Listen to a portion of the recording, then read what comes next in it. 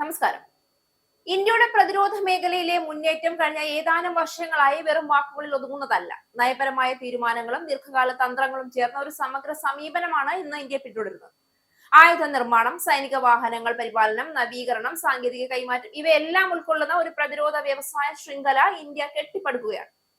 ആത്മനിർഭർ ഭാരത് എന്ന ആശയം വെറും ആഭ്യന്തര ആവശ്യങ്ങൾ നിറവേറ്റാൻ മാത്രമല്ല, വിശ്വസനീയമായ പ്രതിരോധ പങ്കാളിയായി ഇന്ത്യയെ ഉയർത്തിക്കാട്ടാനുള്ളതും കൂടിയാണ്. ഇത്തരത്തിലുള്ള പശ്ചാത്തലത്തിലാണ് മലേഷ്യയുമായി ഇന്ത്യ പ്രതിരോധ സഹകരണം ശക്തിപ്പെടുത്താൻ ഒരുങ്ങുന്നുവെന്ന വിവരം പ്രാധാന്യമർഹിക്കുന്നത്.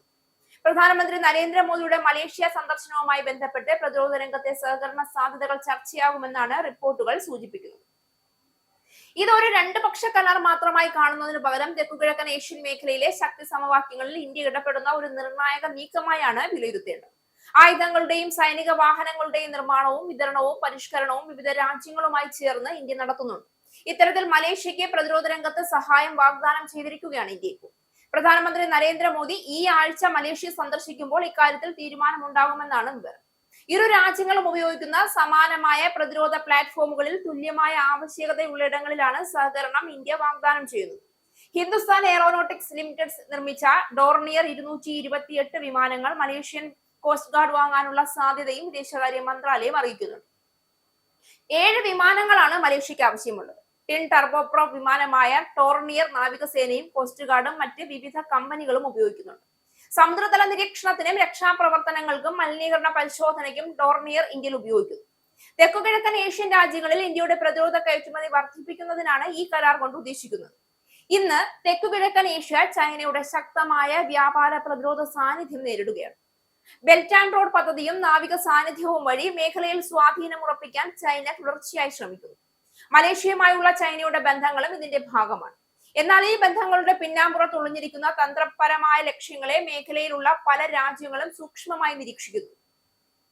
സാമ്പത്തിക സഹായവും വ്യാപാര സൗഹൃദവും മുന്നിൽ വെച്ച് ദീർഘകാല രാഷ്ട്രീയ സൈനിക സ്വാധീനം ഉറപ്പിക്കുക എന്നതാണ് ചൈനയുടെ സ്ഥിരം രീതി എന്ന വിമർശനം പുതുമയുള്ളതല്ല. ഇവിടെയാണ് ഇന്ത്യയുടെ സമീപനം വ്യത്യസ്തമാകുന്നത്. ഇന്ത്യ പ്രതിരോധ സഹകരണം വാഗ്ദാനം ചെയ്യുമ്പോൾ അത് ഒരു അധീനതാ ബന്ധത്തിലേക്കോ കടപ്പാട് എന്ന കുടുക്കിലേക്കോ നയിക്കുന്നതല്ല.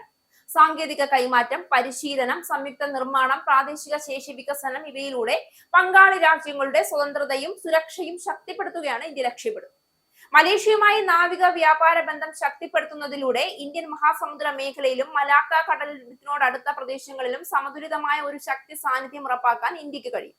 ഇത് ചൈനയ്ക്കെതിരായ ഒരു തുറന്ന പ്രഖ്യാപനമായി ഇന്ത്യ അവതരിപ്പിക്കണമെന്നില്ല. പക്ഷേ ഇന്ത്യയെ സുഹൃത്ത് എന്ന് വിശേഷിപ്പിച്ചുകൊണ്ട് പിന്നിൽ നിന്ന് തന്ത്രങ്ങൾ മെനയുകയും അതിർത്തികളിൽ പ്രകോപനങ്ങൾ സൃഷ്ടിക്കുകയും ചെയ്യുന്ന ചൈനീസ് സമീപനത്തിന് കൃത്യവും അളന്നതുമായ മറുപടിയാണ് ഇത്തരം കരാറുകൾ. ലഡാക്ക് മുതൽ ഇന്ത്യൻ മഹാസമുദ്രം വരെ ഇന്ത്യ നേരിട്ട അനുഭവങ്ങൾ നയതന്ത്ര സൗഹൃദ വാക്കുകൾക്ക് പിന്നിലെ യാഥാർത്ഥ്യം തിരിച്ചറിയാൻ ഇന്ത്യയെ പഠിപ്പിച്ചിട്ടുണ്ട്. പ്രതിരോധ കയറ്റുമതിയിൽ ഇന്ത്യ കൈവരിച്ച വളർച്ചയും ഈ പശ്ചാത്തലത്തിൽ ശ്രദ്ധേയമാണ്. ബ്രഹ്മോസ് മിസൈൽ പോലുള്ള സംവിധാനങ്ങൾ മുതൽ പെട്രോൾ കപ്പലുകൾ, ഹെലികോപ്റ്ററുകൾ, റഡാർ സിസ്റ്റങ്ങൾ വരെ ഇന്ത്യ ഇന്ന് പല രാജ്യങ്ങൾക്കും നൽകുന്നുണ്ട്. ഗുണനിലവാരവും ചെലവ് കുറവും ഒരുമിച്ച് വാഗ്ദാനം ചെയ്യാൻ കഴിയുന്ന ഒരു രാജ്യമായി ഇന്ത്യ മാറുകയാണ്. മലേഷ്യ പോലുള്ള രാജ്യങ്ങൾക്ക് ഇതൊരു വിശ്വസനീയമായ ബദലാണ്, ചൈനയിലേക്കുള്ള അതിരുകടന്ന ആശ്രയത്തിന് പകരം. തെക്കുകിഴക്കൻ ഏഷ്യയിൽ ഇന്ത്യയുടെ ഇടപെടൽ ആക്ട് ഈസ്റ്റ് നയത്തിന്റെ സ്വാഭാവിക തുടർച്ചയാണ്. സാമ്പത്തികവും സാംസ്കാരികവും സുരക്ഷാപരവുമായ ബന്ധങ്ങൾ ഒരുമിച്ച് മുന്നോട്ട് കൊണ്ടുപോകുമ്പോഴാണ് ദീർഘകാല സ്വാധീനം ഉണ്ടാവുക. മലേഷ്യയുമായുള്ള പ്രതിരോധ സഹകരണം ഈ വലിയ ചിത്രത്തിലെ ഒരു സുപ്രധാന ഭാഗമാണ്. സുഹൃത്ത് എന്ന മുഖംമൂടി ധരിച്ച് ശത്രുതന്ത്രങ്ങൾ മെനയുന്ന ഏത് ശക്തിയോടും നിശബ്ദവും കൃത്യവുമായ മറുപടി നൽകാൻ ഇന്നത്തെ ഇന്ത്യക്ക് കഴിയും. മലേഷ്യയുമായുള്ള സാധ്യതയുള്ള സഹകരണം ആ സന്ദേശം തെക്കുകിഴക്കൻ ഏഷ്യ മുഴുവൻ കേൾപ്പിക്കുന്ന ഒരു തുടക്കമാകും.